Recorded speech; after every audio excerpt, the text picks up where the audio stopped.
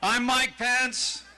I'm from Indiana, and it's an honor to welcome the largest gathering of conservatives in American history to your nation's capital.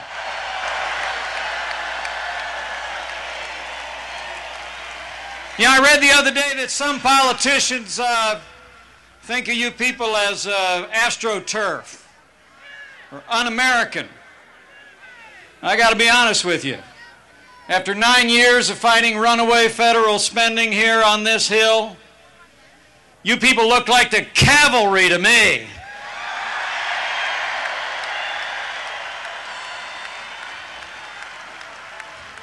We stand together at a historic moment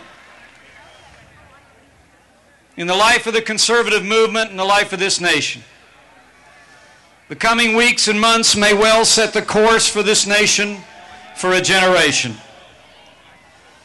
How we as conservatives respond to these challenges could determine whether America retains her place in the world as a beacon of freedom, or whether we slip into the abyss that has swallowed much of Europe in an avalanche of socialism. While some are prepared to write the obituary on capitalism and the conservative movement, I believe we are on the verge of a great American awakening, and it will begin here, and begin now, and begin with you. This administration and this Congress are getting a badly needed history lesson, starting with what our founders meant by consent of the governed. If silence is consent, it is now revoked.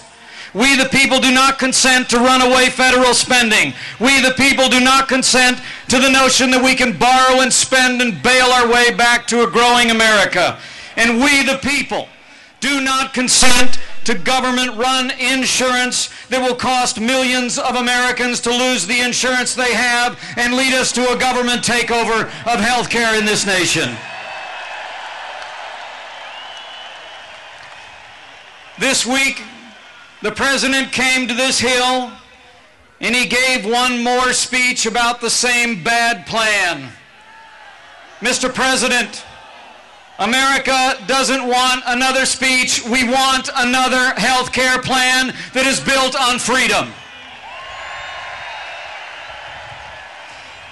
And we, the people, do not consent to members of Congress passing 1,000-page bills without anybody ever reading them. Members of Congress should be required to read every major bill that Congress adopts. But I got to be honest with you. I think members of Congress ought to have to read major bills, but I'd be just as happy if some of them read this a little more often.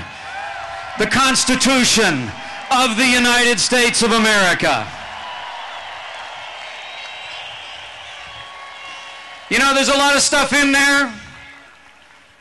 It reminds us that we are a nation led by the people and not the elites and the bureaucrats and the politicians.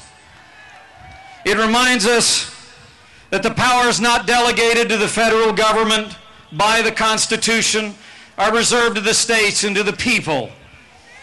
And nowhere in our Constitution can you find the word czar.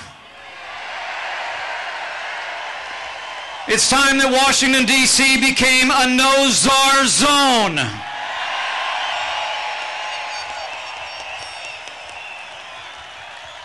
The American people aren't happy. But it's not just about dollars and cents. It's about who we are as a nation. As President Reagan said in 1964, it's about whether we abandoned the American Revolution and confess that a little intellectual elite in a far distant capital can plan our lives better for us than we can plan them for ourselves. Well, my money's on the American people. My money's on freedom. My money's on the future. This great national capital is filled with memorials to freedom's heroes. Americans whose faces are carved in bronze, whose names adorn monuments, and just across that river, lie the remains of Americans who paid freedom's price so we could gather here today.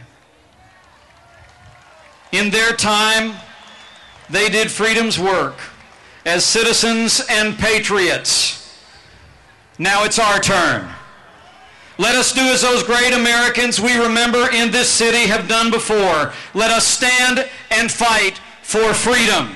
And if we hold the banner of freedom high, I believe with all my heart, the good and great people of this country will rally to our cause. We will take this Congress back in 2010, and we will take this country back in 2012. So help us God.